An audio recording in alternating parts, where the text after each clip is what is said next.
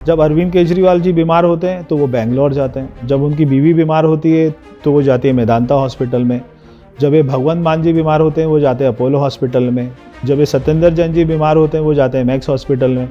तो कहाँ गया मोहल्ला क्लिनिक, कहाँ गए दिल्ली सरकार के हॉस्पिटल? अभी हाल में ही झारखंड चुनाव हुआ, वहाँ पे भी हेमंत सरकार के ऊपर करप्शन के तमाम आरोप लगे थे, लेकिन वहाँ पे हेमंत सरकार की वापसी होती। आपको क्या लगता है कि दिल्ली में सच में करप्शन इतना बड़ा मुद्दा है कि जिसके वजह से आम आदमी पार्टी की सरकार सत्ता से बाहर हो जाए? हम दिल्ली में ऐसा काम कर सकते हैं कि दिल्ली वालों ने 20 साल में भी नहीं देखा होगा। हम उनको एक ऐसी सरकार दे सकते हैं जो अपना शीश महल नहीं बनाएगी, जो दिल्ली में शराब के ठेके नहीं खोलेगी, एक बोतल के बदले में एक बोतल नहीं देगी, जो अपना घर नहीं भरेगी, जो भ्रष्टाचार नहीं करेगी, जो केवल विकास करेगी।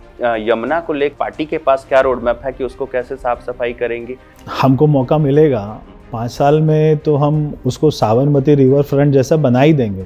हमको उसके दोनों तरफ में एक अच्छा वहाँ पे सौंदर्यीकरण करना है, पूरे पाथ बनाने हैं, अच्छा वृक्षारोपण करना है, लाइटें लगानी है, साफ पानी होगा, उसमें नाव चलाइए, दिल्ली का दृश्य ही बदल जाएगा। आप बार बार शीश महल का मुद्दा उठाते रहे और अभी हाल में ही आपने कहा कि शीश महल को जनता के लिए खोल दिया जाए। ये जो मांग है ये कितनी जायज है? आपने शीश महल देखा है कभी? नहीं देखा ना? नहीं देखा। मैंने भी नहीं देखा कि ऐसे शराब के पैसों से बना हुआ, ऐसे भ्रष्टाचार के पैसों से बना हुआ, जिस शीश महल में चीफ सेक्रेटरी की पिटाई हुई, जहाँ पे भ्रष्टाचार हुआ, उसमें हमारी पार्टी का मुख्यमंत्री नहीं जाना चाहिए।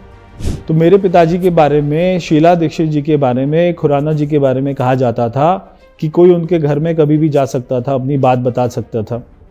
ये पहला मुख्यमंत्री दुनिया में पैदा हुआ जिसके घर में 11 साल में कोई जनता नहीं गई। पे शिक्षा और स्वास्थ्य, इसको लेके वो चेस्ट थम्पिंग करते हैं कि उसमें हमने बहुत बदलाव किए और वो कहते हैं कि इस मॉडल को अंतर्राष्ट्रीय स्तर पे सराहा गया और बाकी राज्यों में अपनाया गया। ये क्लेम वो आम आदमी पार्टी करती है। अरविंद केजरीवाल मेरे को एक स्कूल का नाम बताए जो उन्होंने पिछले 11 साल में बनाया हो। एक स्कूल का नाम बता दो। जो आपको अखबार में फ़ोटो आती है, ये वाले भवन का निर्माण का उद्घाटन है, ये सब तो पहले से ही बने हुए थे, पहले से ही भवन चल रहे थे। जो दिल्ली की जनता है, जब लोकसभा चुनाव होता है तो उसमें वो प्रधानमंत्री मोदी को, भाजपा को वोट देती है और आप क्लीन स्वीप मारते हैं, सातों के सातों सीट जीतते हैं। लेकिन जब विधानसभा चुनाव होता है, और हम ये लंबे समय से देख रहे हैं कि जब विधानसभा चुनाव होता है तो वही जनता भाजपा को वोट नहीं की। मतलब आपके नज़र में इसके पीछे क्या वजह है? भाजपा एज एन ऑर्गेनाइजेशन की हम लोग बात करें तो वर्तमान में स्थिति पूरे देश भर में अगर देखें तो दिल्ली यूनिट बहुत ही कमज़ोर दिखती है, सत्ता से बाहर भी रही है, एक कोऑर्डिनेशन की भी कमी दिखती है। हाल फिलहाल में ही आपका एक बयान आया जिसमें आपने कहा कि हम अपने से लड़ना छोड़ दें और हम आपसे लड़ें तो दिल्ली में जीत हमारी होगी। ये जो एक तरीके से कहीं ना कहीं टसल है ऑर्गेनाइजेशन पार्टी के अंदर दिल्ली में, ये क्या है? ये क्यों नहीं खत्म हो पा रहा है? कि भारतीय जनता पार्टी को केवल भारतीय जनता पार्टी हरा सकती है। भारतीय जनता पार्टी को हराने के लिए दुनिया की कोई ताकत नहीं बनी है। नमस्कार, हमारे साथ में है प्रवेश सिंह वर्मा, जो कि दिल्ली से 2 बार के सांसद रह चुके हैं और दिल्ली के पूर्व मुख्यमंत्री साहब सिंह वर्मा जी के बेटे हैं। प्रवेश जी, ऑर्गेनाइजर के मंच पे आपका बहुत बहुत स्वागत है। बहुत बहुत धन्यवाद। नई दिल्ली पे सीट पे जो है मामला थोड़ा रोमांचक हो गया है। पहले केजरीवाल जी थे वहाँ पे, फिर संदीप दीक्षित उनके साथ में थे, अब आपकी दावेदारी वहाँ से। एक तरीके से पार्टी ने क्या सोचा कि आपको वहाँ से टिकट दिया है? देखिए, पार्टी ने जो सोचा है अच्छा ही सोचा होगा और मैं समझता हूँ कि पार्टी ने भी सोचा है और मैं मानता हूँ कि हनुमान जी ने भी सोचा है, क्योंकि मैं हनुमान जी का भक्त हूँ और वो जो करते हैं अच्छा ही करते हैं। तो इस बार दिल्ली में हमारा कमल खिलेगा और एक ऐसी सरकार बनेगी जो हमारे प्रधानमंत्री जी के विजन के साथ में काम करेगी। दिल्ली में ज़्यादा सुख सुविधाएं दे पाएंगी, दिल्ली में ज़्यादा विकास के काम हो पाएंगे। दिल्ली में प्रदूषण को ख़त्म करने के लिए हम केवल बात ही नहीं करेंगे, उसके लिए कदम उठाएंगे। दिल्ली में यमुना मैया को, जैसे साबरमती का उन्होंने, मोदी जी ने काम किया था, वहाँ पे जो उन्होंने बहुत ही बेहतरीन, मैं समझता हूँ, रिवर फ्रंट जो बनाया, लाखों लोग वहाँ पर जाते हैं, उसी तर्ज पे ही हम यहाँ पे दिल्ली में काम करेंगे। दिल्ली में जितने भी बेरोजगार हमारे भाई हैं उनके लिए हम जो अरविंद केजरीवाल ने इतने सालों तक सरकारी नौकरियां दबा कर रखी हुई थी उनको निकालेंगे। पहले उनको सरकारी नौकरियां हो और जो है रोजगार के नए नए अवसर पैदा करेंगे। दिल्ली के जो हमारे झुग्गी वाले भाई हैं उनको केवल आज तक की सरकारों ने सपना ही दिखाया है। जैसे प्रधानमंत्री जी ने अभी उनको स्वाभिमान अपार्टमेंट्स दिए, उससे पहले कालका जी में दिए, तो ऐसे ही दिल्ली में हर झुग्गी वाले को जो है घर मिले। और मेरे यहाँ पे नई दिल्ली में भी बहुत सारे कैंप हैं जो 80 साल से 60 साल से 100 साल से बसे हुए, जैसे प्रिंसेस पार्क है, BR कैंप है, जैसे नांगली मेस है, और आपका जोधपुर में से अर्जुन दास कैंप है। तो वो सारे कैंपों को मालिकाना हक मिले, जो वो जिस स्थान पर बैठे हैं उसी स्थान पर ही मालिकाना हक मिले, ऐसी स्कीम मैं लेकर आऊँगा। तो बहुत सारे काम करना है दिल्ली के लिए। मैं समझता हूँ ये चुनाव एक जो है बेहतरीन चुनाव है, बेहतरीन अवसर है। एक हम दिल्ली में ऐसा काम कर सकते हैं कि दिल्ली वालों ने 20 साल में भी नहीं देखा होगा। हम उनको एक ऐसी सरकार दे सकते हैं जो अपना शीश महल नहीं बनाएगी, जो दिल्ली में शराब के ठेके नहीं खोलेगी, एक बोतल के बदले में एक बोतल नहीं देगी, जो अपना घर नहीं भरेगी, जो भ्रष्टाचार नहीं करेगी, जो केवल विकास करेगी। आपने 2-3 प्रमुख मुद्दे कहे। आपने मुख्य रूप से पॉल्यूशन की बात की, आपने यमुना नदी के साफ होने की बात की, और फिर झुग्गी झोपड़ी की बात की। मैं झुग्गी झोपड़ी पे बाद में आऊंगा। तकरीबन 1731 अनऑथराइज कॉलोनी है अभी दिल्ली में, और 1675 लोगों को अभी प्रधानमंत्री जी ने घर दिया है। ये जो अनऑथराइज कॉलोनी, इसको लेके कुछ प्लान है क्या आपके पास कि कैसे उनको हम परमानेंट करेंगे, उसको कैसे रेगुलराइज कॉलोनी में कन्वर्ट? PM उदय योजना, तो उसमें ऑलरेडी आज ही नहीं, ये जो है 4 साल पहले 3 साल पहले ही सारी अनऑथराइज कॉलोनी को प्रधानमंत्री जी ने पक्का कर चुके हैं। और अभी तो रजिस्ट्री होना स्टार्ट हो गई है, अभी तो जो है आदि दिल्ली की रजिस्ट्री हो चुकी है। तो अभी अनऑथराइज कॉलोनी नहीं बची, अभी सारी रेगुलराइज हो चुकी है। और ये जो 20-25 साल से मुद्दा चला आ रहा था कि ये कब होंगी रेगुलराइज, तो ये रेगुलराइज करने का काम भी प्रधानमंत्री जी ने किया। इसमें अरविंद केजरीवाल ने रोड़े अटकाए, मगर प्रधानमंत्री जी ने, हमने पार्लियामेंट में पास किया, फिर जो है कानून बना, PM उदय योजना स्कीम आई, उसमें सारी कॉलोनियाँ पास हो गई। आज कोई अनऑथराइज नहीं है, सारी ऑथराइज हैं। अभी तो सबकी रजिस्ट्री हो रही है, पक्के मकान बन रहे हैं, और जो है फ्री होल्ड हो रहे हैं, और वहाँ पे बहुत ही जल्दी नक्शा भी पास होंगे, चालू हो जाएंगे। तो ये जो अभी यमुना की अगर हम लोग बात करें, तो जब भी चुनाव आता है तो यमुना का मुद्दा उठता है, या फिर अगर मुख्य तौर पे देखें तो जब छठ पर्व होता है उस समय ये मुद्दा फिर से गर्माता है। अगर हम पूछे कि यमुना को लेकर पार्टी के पास क्या रोड मैप है कि उसको कैसे साफ सफाई करेंगे? देखिए, अगर हमको मौका मिलेगा 5 साल में तो हम उसको साबरमती रिवर फ्रंट जैसा बना ही देंगे। अभी इसमें कोई रॉकेट साइंस नहीं है, केवल आपको इच्छा शक्ति चाहिए। अब होना क्या है कि जब ये आती है हरियाणा से तो बिल्कुल साफ पानी आता है। वहाँ पर आप अगर जाके देखेंगे बॉर्डर से पहले, तो वहाँ पे खड़े होंगे पुल के ऊपर और ऐसे देखेंगे हरियाणा की तरफ में, तो आपको साफ पानी दिखेगा, पूरा पानी के नीचे की तह भी दिख जाएगी। जब आप दाएं देखेंगे दिल्ली की तरफ, तो वहाँ पर दिल्ली के सारे इंडस्ट्रियल एरिया का जो सारा वेस्ट है वो सारा आके उसमें गिरने लग जाता है। सारा जो केमिकल वेस्ट है वो सारा आके गिरने लग जाता है। तो आते आते ये बिल्कुल इतना गंद दिल्ली का इसमें आ जाता है। तो इन सबको रोकने के लिए हमको STP बनाने हैं, जो आज तक STP नहीं बने। अगर ये सारे इंडस्ट्रियल वेस्ट को उसमें यमुना में गिरने से पहले ही सारे पानी को ट्रीटमेंट हो जाए और उसको वहीं पे हम जो है पहले क्लीन कर दें और उसके बाद में वो जाकर गिरे, तो सारा ठीक हो जाएगा। केवल इतना ही काम करना है हमको। उसके दोनों तरफ में एक अच्छा वहाँ पे सौंदर्यीकरण करना है, पूरे पाथ बनाने हैं, अच्छा वृक्षारोपण करना है, लाइटें लगानी है, साफ पानी होगा, उसमें नाव चलाइए। उसमें शाम को दिल्ली के लोग सारे खाना खाकर लोग वहाँ पर जो है 9 बजे 8 बजे लाखों लोग वहाँ पे टहल रहे होंगे। दिल्ली का दृश्य ही बदल जाएगा, जैसे गुजरात में। आज दिल्ली को लगता ही नहीं कि दिल्ली में कोई जो ना नदी है, आपको लगता ही नहीं होगा दिल्ली में नदी है। सब जानते हैं कि वो तो गंदा नाला बह रहा है।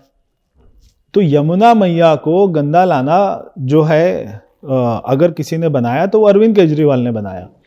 हम चाहते हैं ये सारा विजन हमारे प्रधानमंत्री जी के दिमाग में है, मगर वो चाह रहे हैं कि एक बार दिल्ली में अच्छी सरकार बने तो फिर हम उनके साथ में मिलकर काम करें। ऐसी सरकार ना हो कि वो तो यहाँ पर पैसा दे रहे हैं, तो वो तो यहाँ पे समग्र शिक्षा अभियान में पैसा दे रहे हैं और ये उसको विज्ञापन में खर्च कर रहे हैं। वो यहाँ पैसा दे रहे हैं विकास करने के लिए, ये उसमें शराब के ठेके खोल रहे हैं। वो पैसा दे रहे हैं कि जो हमारे कॉलेज के प्रोफेसर हैं उनको सैलरी मिले, ये उसका अपना शीश महल बना रहे हैं। तो अगर ऐसा भ्रष्ट मुख्यमंत्री ऐसे काम करेगा तो ऊपर प्रधानमंत्री जी पैसा कैसे देंगे? जब उन्हीं की पार्टी की सरकार होगी और उन्हीं का कंट्रोल होगा, उनको पता होगा हमारी पार्टी का मुख्यमंत्री भ्रष्टाचार नहीं करेगा, विकास करेगा, तो हम तो प्रधानमंत्री जी से 1 लाख करोड़ रुपया भी मांगे तो हमें मिल जाएगा। और कितना विकास हो सकता है, दिल्ली वालों ने अभी जो ना कल्पना भी नहीं करी होगी इतना विकास हो पाएगा। आप बार बार शीश महल का मुद्दा उठाते रहे और अभी हाल में ही आपने कहा कि शीश महल को जनता के लिए खोल दिया जाए। ये जो मांग है ये कितनी जायज है? देखिए, पहली बात तो वो जो शीश महल है वो कोई जो है मुख्यमंत्री का परमानेंट आवास नहीं है। अरविंद केजरीवाल कहते हैं कि भाई वो तो मुख्यमंत्री का आवास है और मेरे बाद जो आएगा वो उसमें रहेगा। पहली बात मैं यहाँ पे क्लियर कर देता हूँ, बीजेपी का हमारा मुख्यमंत्री बनेगा अगले महीने। मेरा ऐसा पर्सनल मानना है कि ऐसे शराब के पैसों से बना हुआ, ऐसे भ्रष्टाचार के पैसों से बना हुआ जिस शीश महल में चीफ सेक्रेटरी की पिटाई हुई, जहां पे भ्रष्टाचार हुआ, उसमें हमारी पार्टी का मुख्यमंत्री नहीं जाना चाहिए। उसको साधारण घर में रहना चाहिए और शीश महल को पूरे दिल्ली की जनता के लिए दर्शनीय स्थल बनाना चाहिए। दिल्ली की जनता जाकर देखे कि उन्होंने 3 बार कैसे व्यक्ति को, कैसे ढोंगी व्यक्ति को वोट किया था जो कहता था मैं घर नहीं लूंगा, गाड़ी नहीं लूंगा, बंगला नहीं लूंगा, और जब सबसे पहले उसको मौका मिला तो उसने 1 घर लिया, 2 घर लिया, 6 घरों को तोड़कर, उसकी बाउंड्री को तोड़कर 8 एकड़ का ऐसा आलीशान जो है घर बनाया। घर नहीं, उसको बंगला कह दिया भाई जो भी है, तो हम उसको घर कहते हैं, दिल्ली की जनता उसको शीश महल कहती है। दिल्ली की जनता अब जब मैंने उसकी फोटो देखी तो मुझे पहले फोटो देखकर लगा कि जैसे दुबई के किसी शेख का महल है, फिर बाद में बताया ये तो केजरीवाल साहब का महल है।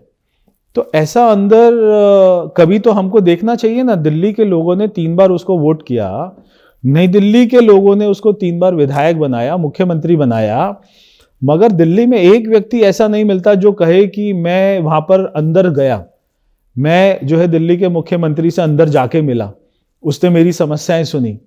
तो मेरे पिताजी के बारे में, शीला दीक्षित जी के बारे में, खुराना जी के बारे में कहा जाता था कि कोई उनके घर में कभी भी जा सकता था, अपनी बात बता सकता था। ये पहला मुख्यमंत्री दुनिया में पैदा हुआ जिसके घर में 11 साल में कोई जनता नहीं गई, कोई RWA का प्रधान, कोई मंदिर का प्रधान, कोई समस्या लेके कभी नहीं गया। कभी किसी ने देखा ही नहीं शीश महल कैसा है। उसको ऐसा महल की तरह, उसमें सारे जो है सिक्योरिटी 100 आदमी खड़े हुए हैं, पूरी दीवार की किलेबंदी कर रखी है कि कोई अंदर से परिंदा भी पर नहीं मार सके। तो मैं चाह रहा हूं कि जिन लोगों के टैक्स के पैसे से वो बना है, आज तो वो वहां पे मुख्यमंत्री नहीं रहता है, आज आतिशी जी भी नहीं रहती है, आज तो PWD के कंट्रोल में है। तो कम से कम दिल्ली की जनता के पैसे से वो बना है, उनको उसको अंदर जाके देखने का तो अधिकार है कि हमारे पैसे से एक व्यक्ति ने कैसे अपने जो है ना वहां पे सुख सुविधाओं के लिए महल बनाया, इतना तो अधिकार होना चाहिए। बिल्कुल। हम लोग अगर केजरीवाल कहें या आम आदमी पार्टी के पिछले 10 साल के कार्यकाल को देखें, उसको छोड़ दिया, उससे पहले छोड़ दिया जाए, उनका जो थोड़ा सा समय था, तो मुख्य रूप से वो कहते हैं कि हमने जो है यहाँ पे शिक्षा और स्वास्थ्य, इसको लेके वो चेस्ट थम्पिंग करते हैं कि उसमें हमने बहुत बदलाव किए, और वो कहते हैं कि इस मॉडल को अंतर्राष्ट्रीय स्तर पे सराहा गया और बाकी राज्यों में अपनाया गया। ये क्लेम वो आम आदमी पार्टी करती है। आप इस क्लेम को कैसे देखते हैं, आम आदमी पार्टी के इस क्लेम को कि हमने शिक्षा और स्वास्थ्य दोनों में बेहतरीन कार्य किया है? मैं पहले शिक्षा के ऊपर आ जाता हूँ। अरविंद केजरीवाल मेरे को एक स्कूल का नाम बताए जो उन्होंने पिछले 11 साल में बनाया हो। एक स्कूल का नाम बता दे। जो आपको अखबार में फोटो आती है, ये वाले भवन का निर्माण का उद्घाटन है, ये सब तो पहले से ही बने हुए थे, पहले से ही भवन चल रहे थे। उन्होंने उसी भवन को तोड़कर या उसके प्ले ग्राउंड में एक वहाँ पे नई बिल्डिंग बना दी। तो एक भी दिल्ली में नया स्कूल जो उन्होंने बनाया उसका नाम बता दीजिए, एक बात। दूसरी बात जो वो कहते हैं कि हमारा जो है ना 11th-12th का रिजल्ट बड़ा अच्छा आ जाता है। कैसे आता है? और वो आता था, बीच में 1-2 साल आया, अभी नहीं आता अच्छा, अभी तो वो गिरता जा रहा है। तो ऐसे अच्छा आया कि 9th और 10th में जितने बच्चे फेल होते हैं उनको वो रिपीट नहीं कराते क्लास, या जिनके नंबर कम आते हैं 40%, 45%, सबको स्कूल से निकाल देते हैं। हर साल दिल्ली सरकार के स्कूल से 2-2.5 लाख बच्चा निकल जाता है, ड्रॉप आउट। उसको जबरदस्ती निकाल देते हैं। सरकार को अधिकार नहीं है कि अगर बच्चा फेल भी होता है तो अपने स्कूल से निकाल दे, अगर उसके कम नंबर आए तो वो निकाल दे। वो उसको जो है परमानेंट स्कूल से नाम काट देते हैं और उसको निकाल देते हैं। फिर वो जाता है प्राइवेट स्कूलों में एडमिशन लेता है, और फिर जो अच्छे बच्चे होते हैं वो 11th-12th में जाते हैं तो वो अच्छा नंबर ले आते हैं। तो जितने जो है ना अपना कम पढ़ने वाले बच्चे होते हैं उनको वो निकाल देते हैं, एक बात। तो एक वो जो है क्लासरूम में जाते हैं, 2 बच्चों को पहले से ही बताते हैं, एक अच्छी सी 2-4 लाइन वो बोलते हैं, उसका वीडियो बनाते हैं और उसको पूरे दुनिया में जो है पैसा खर्च करके दिखा दिया जाता है। मीडिया में 500 करोड़ रुपया दिया जाता है हर साल, इसको दिखाइए दिखाइए दिखाइए, और लोग वो वीडियो देखते हैं और एक बच्चे का वहाँ पर जो है शक्ल दिखाकर वो लगता है कि दिल्ली के सारे बच्चे ही ऐसे हैं। तो वो उनको मालूम है कि एक जो है कंटेंट क्या होता है, कैसे अच्छा बनता है, एक वीडियो अच्छा कैसे बनता है, स्पीच में क्या बोलना चाहिए, ड्रामा कैसा करना चाहिए, वो उसको बहुत अच्छा करते हैं। फिर आपने बात करा स्वास्थ्य मॉडल की। जब अरविंद केजरीवाल जी बीमार होते हैं तो वो बेंगलोर जाते हैं, जब उनकी बीवी बीमार होती है तो वो जाती है मेदांता हॉस्पिटल में, जब ये भगवंत मान जी बीमार होते हैं वो जाते हैं अपोलो हॉस्पिटल में, जब ये सत्येंद्र जैन जी बीमार होते हैं वो जाते हैं मैक्स हॉस्पिटल में। तो कहाँ गया मोहल्ला क्लिनिक, कहाँ गए दिल्ली सरकार के हॉस्पिटल? जो गरीब आदमी है, मुझे यहाँ की नई दिल्ली विधानसभा के आम आदमी पार्टी के मंडल अध्यक्ष मेरे पास आए, उन्होंने कहा सर मैं पार्टी छोड़ रहा हूँ, मैं आपकी पार्टी ज्वाइन कर रहा हूँ। मैंने कहा क्या हुआ?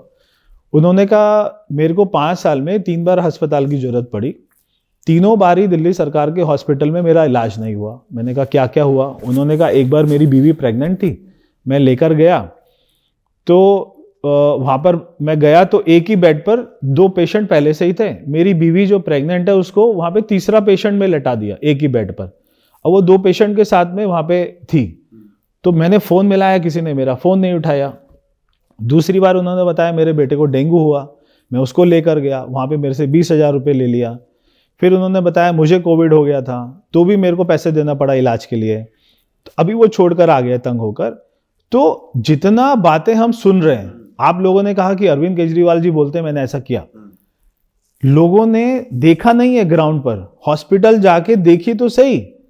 मैं हमेशा क्या बोलता हूं, मैं 2-3 चीजें वही बोलता हूं जो अरविंद केजरीवाल जी बोलते हैं, और मैं चाहता हूं दिल्ली का चुनाव उसी पे स्पष्ट हो जाना चाहिए। 3 बातें मैं बोलता हूं, वो जो अपना 3 बातें बोलते हैं, स्वास्थ्य, बिजली और पानी, ठीक है? मैं भी 3 बातें बोलता हूं।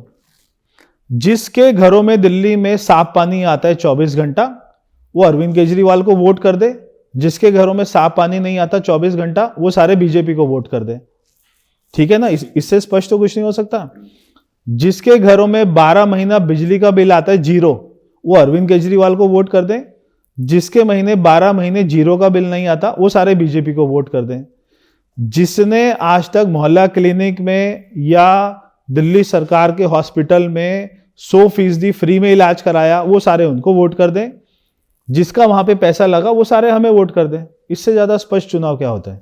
प्रवेश जी, हमको एक चीज समझाइए कि यही जनता जो दिल्ली की जनता है, जब लोकसभा चुनाव होता है तो उसमें वो प्रधानमंत्री मोदी को, भाजपा को वोट देती है और आप क्लीन स्वीप मारते हैं, सातों के सातों सीट जीतते हैं।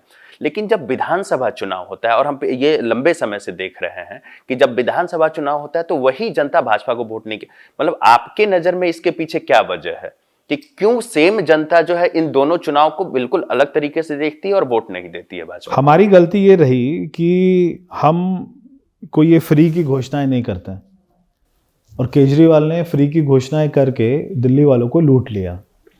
केजरीवाल ने कहा कि मैं आपको ये फ्री दूंगा, वो फ्री दूंगा। मिलता कुछ फ्री नहीं है। लोगों को लगता है कि फ्री मिल जाएगा तो हमारे घर में 4-5 हज़ार रुपये बच जाएगा। बीजेपी ने आज तक कभी ऐसी घोषणाएं नहीं करी। बीजेपी चाहती है कि हमको विकास करना है, मगर इस बार हम जो है दिल्ली को ऐसे लूटने नहीं देंगे।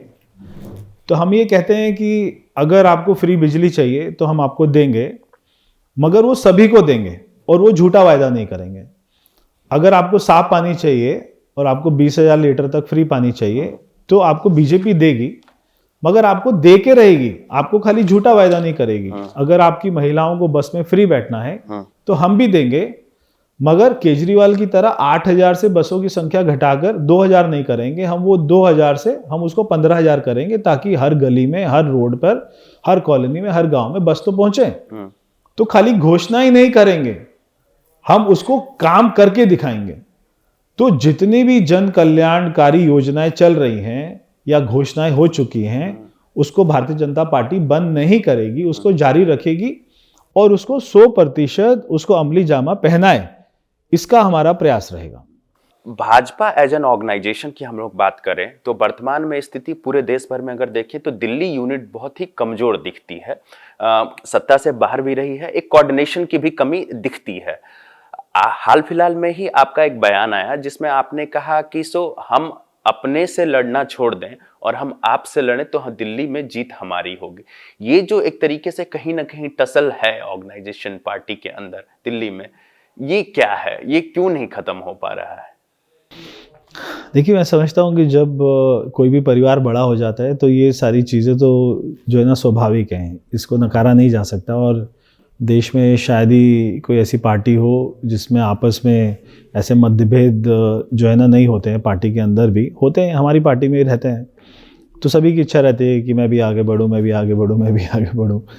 तो मेरे पिताजी कहते थे कि राजनीति में अगर आपके पीठ के पीछे 30% लोग भी आपके बारे में अच्छा बोलते हैं तो वो सबसे हाईएस्ट नंबर है। तो 70% तो आपके बारे में उल्टा सीधा ही बोलते होंगे। तो ठीक है, ये एक जो है राजनीति के अंदर की राजनीति रहती है। तो ये, मगर मैं समझता हूँ कि एक जो है स्वस्थ, उसके लिए लोकतंत्र के लिए, स्वस्थ पार्टी के लिए ये चीज़ें भी अच्छी रहती हैं। जब तक लोग हमारा विरोध नहीं करेंगे, हमको आगे बढ़ने की शक्ति कैसे मिलेगी? जब तक लोग हमारे बारे में खराब नहीं बोलेंगे, हमको और मेहनत करने की शक्ति कैसे मिलेगी? तो हम और मेहनत करते हैं, और ज़्यादा काम करते हैं, और आगे बढ़ते हैं, और ऊर्जा से काम करते हैं। तो यही एक जो है अच्छी बात है, यही एक अच्छे लोकतंत्र की जो है संकेत है। तो हर पार्टी में ऐसा होता है, हमारी पार्टी में भी होता है। तो इस टसल में तो पार्टी का नुकसान हो रहा है। हाँ, मैं एक बात हमेशा बोलता हूँ कि भारतीय जनता पार्टी को केवल भारतीय जनता पार्टी हरा सकती है। भारतीय जनता पार्टी को हराने के लिए दुनिया की कोई ताकत नहीं बनी है, क्योंकि हमारा संगठन इतना मजबूत है। हमारे साथ में राष्ट्रीय स्वयंसेवक संघ है, हमारे साथ में बहुत सारी ऐसी ऑर्गेनाइजेशन है जो हमेशा देश प्रेम के लिए आगे रहती हैं। तो हमारा संगठन बहुत ज़्यादा है, हमारे पास कार्यकर्ता बहुत ज़्यादा, अधिक से ज़्यादा है, और एक एक बूथ पर 100 कार्यकर्ता हैं। अब सभी को पद मिले, सभी को सम्मान मिले, और तो ये सब में सबको सेटिस्फाई नहीं किया जा सकता। तो इसीलिए हमारा रहता है कि देश को हमको जो है सबसे आगे रखना चाहिए, उसके बाद में पार्टी को, उसके बाद में स्वयं को। तो अगर ये हर कार्यकर्ता के मन में ये भावना आ जाए कि देश सबसे पहले, उसके बाद पार्टी है, फिर मैं, तो शायद इसको कम कर सकते हैं झगड़े को।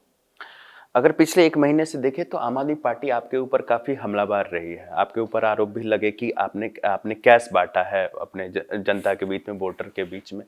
कितनी सच्चाई है इसमें? इस आरोप को कैसे देखते हैं? देखिए, वो मेरे ऊपर आरोप नहीं लगा रहे, वो अपनी हार दिखा रहे हैं कि वो हारते हुए दिख रहे हैं। ये उनकी बौखलाहट दिखा रहे हैं, क्योंकि उनको अपनी ज़मीन जो है जाती हुई दिखाई दे रही है। अब मैं केजरीवाल डायरेक्ट अटैक कर रहे हैं आपके ऊपर। तो मैं केजरीवाल जी से पूछना चाहता हूँ, या मैं आपसे पूछना चाहता हूँ, अगर आप जाते हैं गाड़ी में, आपको रेड लाइट के ऊपर में ऐसी ठंड में कोई जो है बच्ची दिखाई देती है जिसके ऊपर में केवल जो है शर्ट है, कोई स्वेटर नहीं है, और आपकी जेब में 500 रुपये होते हैं, तो आप उसको देंगे या नहीं देंगे कि बेटा अपने लिए स्वेटर खरीद लेना? तो क्या वो वोट खरीदना हो जाएगा? क्या केवल दिल्ली में मेरी संस्था ही काम कर रही है? दिल्ली में हज़ारों संस्थाएं काम कर रही हैं, क्योंकि चुनाव आ रहा है तो वो संस्थाएं काम करना बंद कर दें, कोई भी समाज सेवा का काम करना बंद कर दें? ऐसा तो नहीं हो सकता। अगर यहाँ की माताओं बहनों ने, मेरी संस्था है, मेरे अकाउंट का पैसा है, मेरे को कोई भी कानून ये काम करने से नहीं रोकता है। मैं किसी का उल्लंघन नहीं कर रहा, और आज से मेरी संस्था नहीं काम कर रही, 25 साल से काम कर रही है। मैंने 3 साल पहले जब इसी विधानसभा में आकर 2 बच्चों की, गरीब बच्चों की शादी कराई जिनके पिताजी की कोविड में डेथ हो गई थी, तो अरविंद केजरीवाल जी कुछ नहीं बोले। जब मैंने कोविड में 5 करोड़ रुपए खर्च किया मेरी जेब के, मेरे अकाउंट का पैसा, तो भी अरविंद केजरीवाल जी कुछ नहीं बोले। जब मेरे पिताजी ने 2 गांव बसाए गुजरात में, 4 गांव बसाए उड़ीसा में, सारे कारगिल के जो हमारे जवान शहीद हुए उनके परिवारों को सम्मान दिया, तो भी अरविंद केजरीवाल, क्योंकि आज मैं उनकी विधानसभा में यहाँ की महिलाओं को सम्मान दे रहा हूँ। एक तरफ वो कहते हैं कि मैं सारी महिलाओं को 2100 दूंगा और पहले वोट दो फिर दूंगा, मैं कह रहा हूँ मैं आज ही दे रहा हूँ। तो मैंने तो उनके सामने एक एग्जाम्पल को दिया है कि आप आज ही दीजिए ना, बार बार क्यों चुनाव के बाद देंगे। अभी मैं दूसरी योजना लेके आ रहा हूँ, हर घर नौकरी।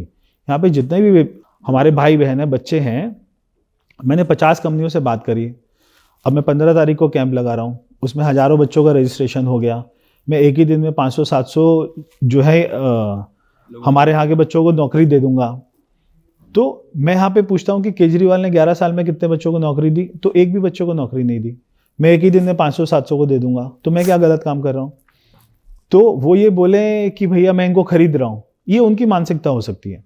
मेरी मानसिकता ये है कि मैं सबके लिए जो उनका सपना है उसको पूरे कर रहा हूँ। उनके घर में पैसा आएगा, वो अपने माँ बाप की सेवा करेंगे, अपना घर चलाएंगे, इसमें कोई भी गलत नहीं हो सकती।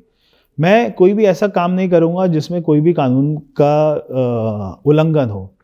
मैं हर काम को कानून के दायरे में ही करूँगा, और मैं भली भांति जानता हूँ, मैं सांसद रहा हूँ, मेरी जिम्मेदारी है, और मैं एक अपना जिम्मेदार यहाँ का नागरिक हूँ, तो मेरी जिम्मेदारी है कि मैं कानून के दायरे में ही काम करूँ। मैं वापस से आम आदमी पार्टी पे आऊँगा, लेकिन उससे पहले मेरा एक प्रश्न है।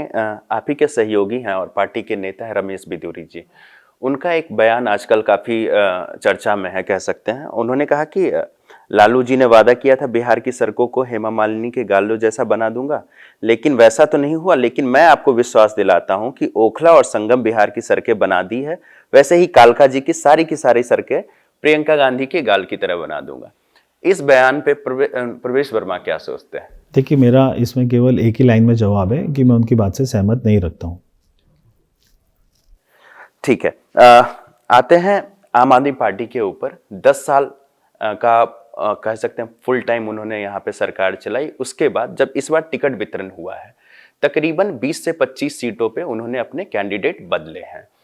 साथ ही जो सिसोदिया है उन्होंने अपनी सीट बदली है। ये जो बदलाव है 10 साल की सत्ता चलाने के बाद, और उनकी क्लेम करने के बावजूद कि हमने इतना सारा काम किया है, इसको कैसे देखते हैं?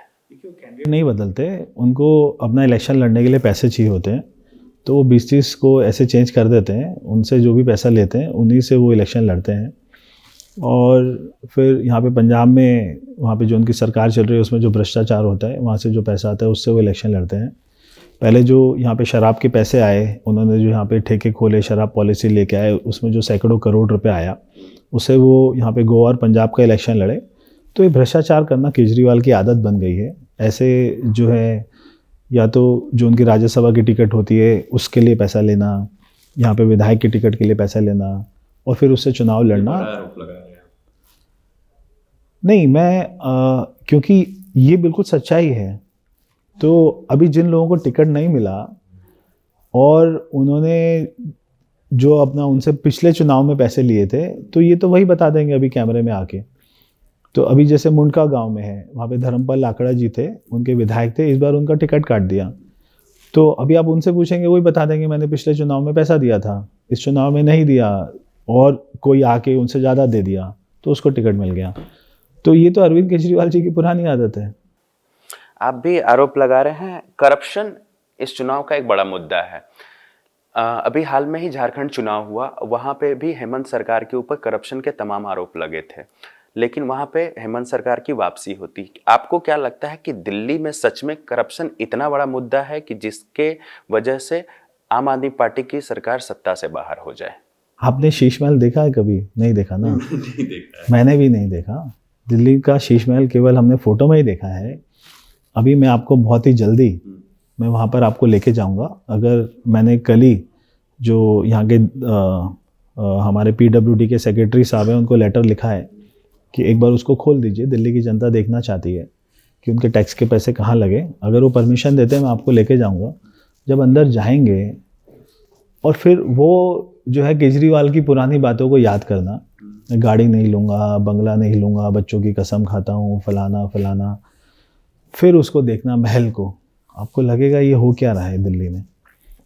तो भ्रष्टाचार बहुत बड़ा मुद्दा है।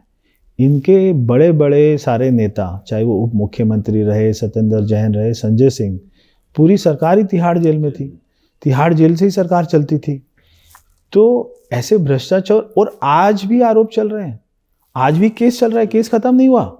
सुप्रीम कोर्ट ने बोला आपको जो है शर्तियाई, आपको बेल दे रहे हैं, आप कोई फाइल नहीं दे सकते, आप अपने कार्यालय नहीं जा सकते, आपको कोई अधिकार सारे छीन लिए गए हैं। तो अरविंद केजरीवाल के पास में तो कोई अधिकार बचा ही नहीं है। तो वो चुनाव क्यों लड़ रहे हैं? क्या वो गुमराह कर रहे हैं दिल्ली वालों को? उनके पास में कोई ताकत ही नहीं है और कल को वो जेल भी जा सकते हैं। तो दिल्ली को गुमराह करना छोड़िए अरविंद केजरीवाल जी, और आप जो है एक्सेप्ट कीजिए कि आपने भ्रष्टाचार किया, दिल्ली की जनता से माफी मांगिए। बांग्लादेशी मुसलमान जो है एक बड़ा मुद्दा है इस चुनाव में। ये झारखंड चुनाव में भी मुद्दा था और भाजपा आरोप लगा रही है केजरीवाल के ऊपर कि वो बांग्लादेशियों को वोटर आईडी कार्ड बनवा रहे हैं ताकि वो उनके वोटर हैं, और मुस्लिम अपीजमेंट के लिए केजरीवाल जाने भी जाते हैं। ये आरोप कितना सच है? क्या इसके पास इसका कोई साक्ष्य है आप लोगों के पास इन आरोप के लिए? ये जो सारा वोट होता है, बांग्लादेशी हैं या वो रोहिंग्या हैं, ये कम से कम भारतीय जनता पार्टी का तो वोट नहीं है। ये लोग कम से कम भारतीय जनता पार्टी को वोट तो नहीं देते हैं, चाहे वो किसी भी पार्टी को देते हो। इनकी पोस्टिंग आती रहती है, कभी दिल्ली से बाहर जाते हैं, कभी बाहर से दिल्ली आते हैं, तो इनके वोट तो शिफ्ट होते रहते हैं। अब अरविंद केजरीवाल जी ये नहीं कह रहे कि 5 साल में 60,000 वोट इस विधानसभा में कम हुए, उस बात का कभी जवाब नहीं दे रहे। 3 महीने में 5,000 वोट को कटने की एप्लीकेशन आई है, केवल इसीलिए बोले जा रहे हैं। अब 5 साल तो वही मुख्यमंत्री थे, तो वो 60,000 वोट कैसे कटे, उसका कोई जवाब नहीं है। 5,000 वोट, अगर इलेक्शन कमीशन को किसी का वोट काटना होता है, अगर उनके पास में कोई एप्लीकेशन आती है, फॉर्म आता है, तो वो उनके घर जाता है, उनके घर में चेक करता है कि यहाँ पे कोई रहता है नहीं रहता। अगर वहाँ पे ताला होता है, आस पड़ोस के लोग कहते हैं यहाँ से छोड़कर चले गए, तो उनके वोट को काट दिया जाता है। कोई वोट को ट्रांसफ़र होता है, अगर कोई ऑफिसर नया आता है, फिर उनके घर में जाते चेक करते हैं, वो बताते हैं हम यहाँ रहते हैं, उनका प्रूफ देखते हैं, अगर उनके पास में प्रूफ होता है तो उनके वोट को ऐड कर दिया जाता है। अब ये सारे प्रोसेस में अरविंद केजरीवाल को आपत्ति क्या है? वो कोई ऐसे प्रूफ तो दिखाए कि कहीं पर भी इलेक्शन कमीशन ने कोई ऐसे वोट बनाए जो व्यक्ति वहाँ पे रहता ही नहीं है। बल्कि मैंने इलेक्शन कमीशन को बताया कि जब मैंने वोटर लिस्ट को चेक किया, तो मैं आपको वोटर लिस्ट दिखाऊंगा, अगर आप कहेंगे, मेरे पास में रखी हुई है साथ वाले कमरे में। तो एक जो है मकान संख्या लिखा हुआ है 0, वो 0 के ऊपर में 140 वोट है। एक मकान संख्या पे 140 वोट है। हाँ, और वो मकान संख्या कुछ नहीं है, मकान संख्या का एड्रेस है 0। अच्छा।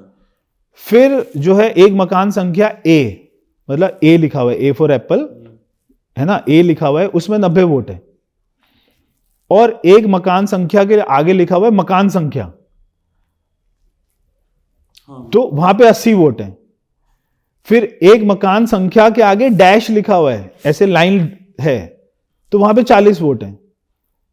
तो ऐसी वोटें हमारे यहां पर आई कैसे? तो मैं तो एमएलए नहीं था ना, यहां पे तो अरविंद केजरीवाल थे। तो ऐसा मकान संख्या A 0 डैश, और उसमें यहां पे हजारों वोटें ऐसे मकान संख्या में डाल दी गई हैं। अगर उसको काटने का काम हो रहा है, या तो अरविंद केजरीवाल बताएं कि ये सही है, और वो मकान को दिखाएं कि है कहां पर, वो एक क्या होता है, A क्या होता है, 0 क्या होता है, और वहां पे हजारों वोट कैसे बनी, तो इसके बारे में कोई जवाब नहीं देते। तो अगर मैं वहां पे कंप्लेंट कर रहा हूं कि A क्या है, 0 क्या है, डैश क्या है, और यहां पे हजारों वोटें बनी हैं, और वो जो है ढूंढते हैं A मकान कहां है, 0 मकान कहां है, तो उसके बारे में वो चिल्लाते हैं कि वोट काट रहे हैं। अरे मकान ही नहीं है, जहां पे मकान ही नहीं है वहां पे आदमी नहीं है, तो वोट तो कटेंगी। अगर आदमी नहीं है, मकान नहीं है, कोई रहता नहीं है, कोई आसपास का आता पता नहीं है, तो वोट तो कटेंगी। तो ऐसी वोटों के दम पर ही अरविंद केजरीवाल जी ये विधानसभा जीतते आए हैं। अगर हम प्रवेश वर्मा से पूछें कि उनके पास नई दिल्ली के वोटरों के लिए, मतलब आपके विधानसभा के जो वोटर हैं, उनको ऑफर करने के लिए क्या है नया? प्रवेश जी क्या बताएंगे? सबसे पहले जो यहाँ के हमारे बुजुर्ग हैं, जो सारे बस्ती में रहते हैं, उनके बुजुर्गों की पेंशन लगवाना, जो उनके बच्चे हैं उनको रोजगार देना, जितने भी कैंप्स हैं, बस्तियां हैं, उनको मालिकाना हक दिलवाना, जो एनडीएमसी के कर्मचारी हैं उनकी मेस रोल को दोबारा चालू करवाना, उनके जो भी वो कॉन्ट्रैक्ट पे हैं उनको पीछे हमारे अमित शाह जी ने, हमारे गृह मंत्री साहब ने 4500 लोगों को पक्का किया, ऐसे ही सभी को पक्का करना, जितने भी डेथ केस हैं उन सबके बच्चों को नौकरी दिलवाना। तो ये सारे मेरे एजेंडा पे हैं। तो ये सारे काम मुझे करने हैं और यहाँ की जो बुनियादी सुविधाएं हैं, चाहे वो पानी की है, चाहे वो सीवर की है, चाहे वो जो है अपना बिजली के बिलों की है, ये सारे काम करना। तो ये मेरी प्राथमिकता है। भाजपा की दूसरी सूची नहीं आई है, वो असंभवतः मान लीजिए आने वाले दिनों में आ जाएगी। क्या इस बार फिर से भाजपा बिना किसी मुख्यमंत्री चेहरे के चुनाव लड़ेगी? देखिए, हमारे पास में बहुत सारे मुख्यमंत्री के चेहरे हो सकते हैं, मगर जो हमारे पास में दुनिया का सबसे लोकप्रिय चेहरा है वो है प्रधानमंत्री मोदी जी का। हम ये दिखाना चाहते हैं कि मोदी जी के विजन को हम यहाँ पे दिल्ली में लेकर आएंगे। हम सारे मिलकर उनके नेतृत्व में काम करेंगे, उनकी सारी योजनाओं को दिल्ली में लेकर आएंगे और हमारी सरकार बनेगी, हमारे विधायक जीतेंगे, उसके बाद में जो भी पार्टी की लीडरशिप तय करेगी वो मुख्यमंत्री बनेगा। ये किसी एक व्यक्ति की पार्टी की सरकार नहीं है कि अरविंद केजरीवाल जी को रात को सपना आया, सुबह उन्होंने घोषणा कर दी। यहाँ पे लोकतंत्र है, यहाँ पे जो है हमारे सम्मानीय नेता हैं, हमारा पार्लियामेंट्री बोर्ड है, वो बैठते हैं, तो एक जो है ना अपना सामूहिक रूप से विचार विमर्श होता है, उसके बाद में निर्णय होता है। तो यहाँ पे पूरा लोकतंत्र की प्रक्रिया चलती है। तो आपने देखा कि कैसे प्रवेश वर्मा जी ने तमाम सवालों के जवाब दिए, चाहे आपके द्वारा उन पे लगाए गए आरोप हों या आपके से संबंधित जो भी प्रश्न थे उसका उन्होंने जवाब दिया। रमेश बिदूरी जी पे भी बात की, मुख्यमंत्री चेहरे को लेकर भी बात की, तमाम चीज़ों पे खुलकर बातचीत करेंगे। प्रवेश जी, आपका बहुत बहुत धन्यवाद।